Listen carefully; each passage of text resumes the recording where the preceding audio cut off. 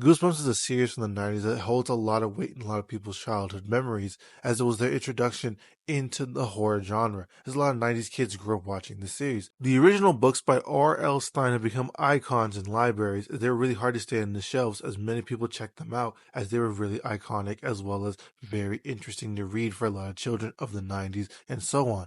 The series would first start in 1992 and going on today, having over 240 books, including a 62 original run by R.L. Stine, as well as multiple spin-offs. The book series would get several adaptations, such as a TV series from the late 90s, as well as 2 movies, including Jack Black as the main star of the movies. I mention all this because there was another series during the 90s that was eerily similar in a way to this series, a josei manga by the name of Pet Shop of Horrors. Pet Shop of Horrors is a manga series originally written by Matsuri Akino in 1994. Akino, who is a very big fantasy, mystery, and horror writer, had only started her career 4 years earlier in July of 1990. The original run for the manga was in 1994 to 1998, and it sold several copies as well as being mostly popular within Japan, but in 1998 it would get an OVA series. A josei manga is something we should probably discuss now before we continue. A josei manga is a manga primarily directed towards adult women, which is in contrast to its younger audience shoujo manga, but despite the fact that both genres rarely have any real difference in terms of themes and practicality in this modern day, I think it's really important to memorize that because this is back in the late to mid 90s where those type of things were very distinct at that point in time. One of Akaino's best skills is being able to draw very attractive men, something that a lot of shoujo and josei mangas have to do to sell their manga, as that's one of the biggest factors of why people buy their mangas in the first place. Before I continue to talk about Pet Shop of Horrors, if you're enjoying this video so far, please don't forget to like, comment, and subscribe as it helps the channel out, as well as you'll see more videos like this, as in the future I plan to do much longer and bigger projects that I hope you guys will enjoy.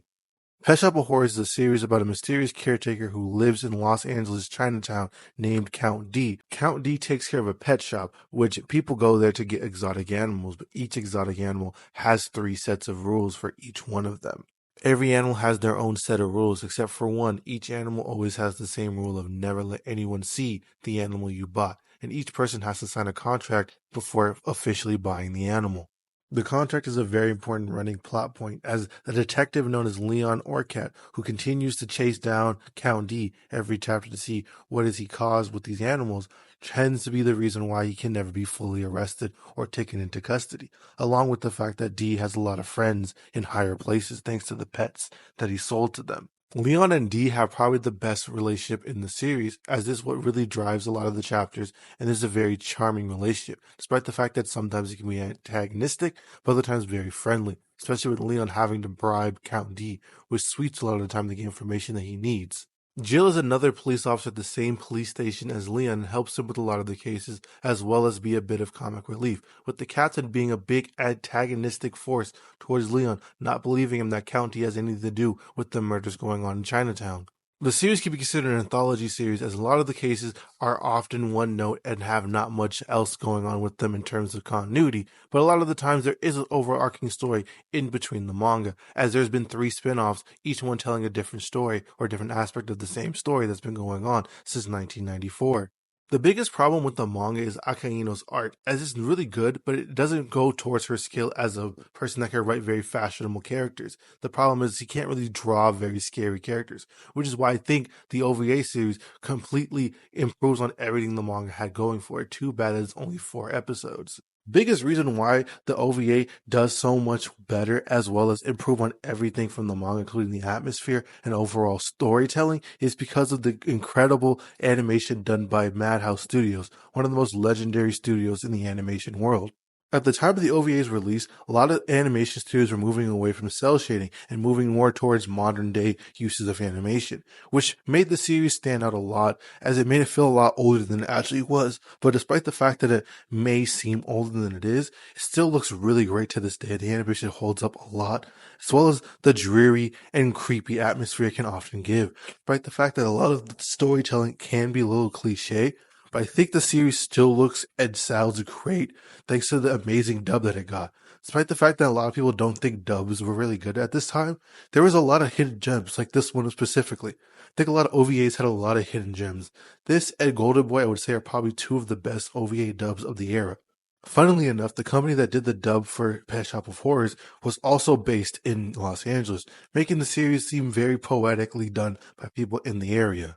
I wanted to discuss this series in my OVA video, but I chose not to because I wanted to make a full video about it. So I think this series is very interesting. Episodes 2 and 3 represent what I mean by that the OVA improves on everything the manga was lacking at times, including atmosphere, the music, as well as the overall storytelling that can often get to that the series actually wanted to do at times. It really showcases the strengths of the OVA. Despite the series being about mystery, only the first 3 episodes are about a mystery, while the fourth one is very different than the other ones. But I'll talk about each episode very briefly because I really want you guys to check out the series for yourself. If you choose to watch the series dubbed, just know that the dub often uses very homophobic phrases from the 90s towards Count D, as he is considered a ladyboy. Their words, not mine. And if you want to not watch it based off of that, I totally understand. But just letting you know, fair warning before going into this series. The first episode starts off with a couple going to the pet shop to get a rabbit who looks just like their recently deceased daughter. And the episode revolves around this premise and finding out why and how their daughter died and why do they feel responsible for it. It teaches a very big lesson as well as showcases what the OVA is going to be about. I think it is a really good starter for the series. Despite it being a great introduction to the series, it is probably the weakest episode here as the themes here are really well done in other episodes and also expands much more in the storytelling as this episode is fairly predictable. It doesn't add much to the overall atmosphere that the series is building.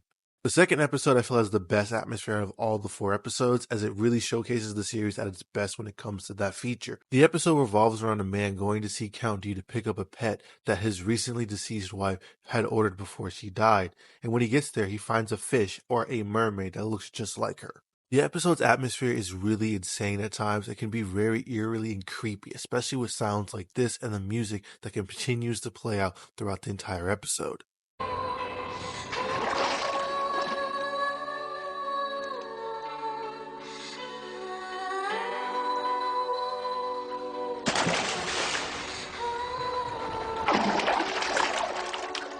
Bone-chilling to me as it's one of the most haunting episodes of the series and is probably a must-watch out of the 4 if you really want to see what the series can do with its atmosphere. Episode 3, which is the best episode in my opinion, revolves around the failed actor Robin Hendricks, who's probably a worse timeline version of Mark Hamill if he never got a role outside of being Luke Skywalker.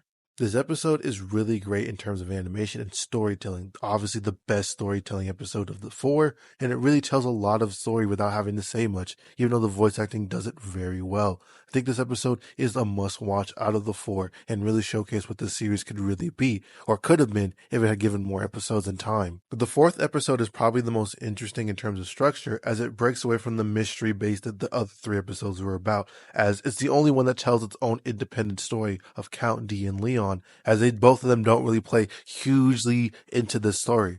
It revolves around a Senate who learns about a creature that can help him become president in the near future, and because of this, he seeks out Count D and eventually gets the creature, not knowing the cost that it comes with. Outside of episode 3, this episode has the best cast in terms of characters as each character feels distinct and gets their own journey throughout the episode. Overall, I think the OVA had the opportunity to become a hit among horror fans as it really had everything that was going for it. Unfortunately, due to low watch numbers in Japan, the series never took off and was canceled after only 4 episodes and it was supposed to be a miniseries. This series could have become a cult classic if it was given enough time to be polished and turned into a full series. Series like Junji Ito's Uzumaki are always hard to adapt thanks to the art style, but with Akino's art style, it was really easy to adapt and very well improved on by Madhouse. Given a chance, I think any other studio could have did the same thing if they really wanted to make this series into a full series.